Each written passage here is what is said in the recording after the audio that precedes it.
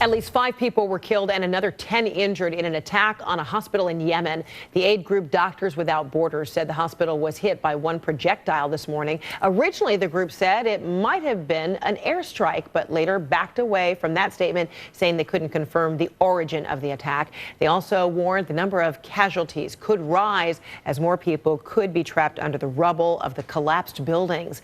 I want to bring in Raquel Ayora. She is the director of operations for Doctors Without Borders, and she's joining us from Barcelona, Spain. Good to see you. What are you hearing from your staff there on the ground? What are they telling you about this incident and how people are doing? Well, it has been a very, very tough day for our teams. They have been mainly trying to evacuate all the wounded and injured people from Brussels to another hospital, also supported by MSF. Currently, what we know is what you have just described. 5 people have been killed in the incident, among them 1 patient and 1 Doctors Without Borders worker. There are two other MSF staff also injured and referred to the hospital in critical condition. And the saddest news right now is that the hospital is not any longer functioning. So we cannot provide the essential services that we're providing up to today. So then what happens to those patients and staff who have been at the hospital who weren't necessarily injured, but they continue, to have a need? We are trying to refer all the hospitals, but as you might know, also sending ambulance services to the road is also dangerous at this stage. Bombings happen and attacks happened a bit all across the country. It's not only hitting villages or towns or military targets, are also targeting vehicles on the road. So it's even difficult to transfer all the patients.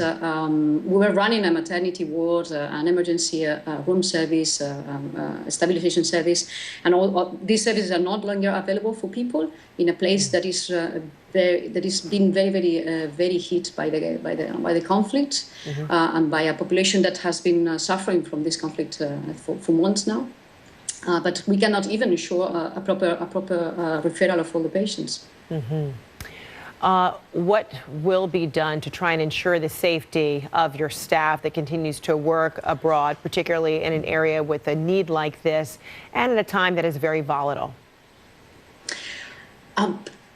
Clearly, beyond what we are doing, which is really trying to negotiate, to explain to all the warring parties what we are doing, to keep them informed of the position of our medical facilities, we can do very little else. I mean, the point is that we are running 10 hospitals and supporting the hospitals across the country, and we keep getting reassurances from all the parties involved in the conflict on them knowing that we are there, where we are, and then respecting our work, but still those incidents keep happening. So at this stage, we cannot find an explanation, and we are in a very tough position. And it's not only about MSF. The problem is that the level of services currently provided to the civilian population trapped in this conflict are really, very low.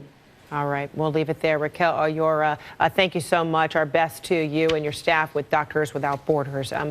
Continued safety. Thank you. All right, next.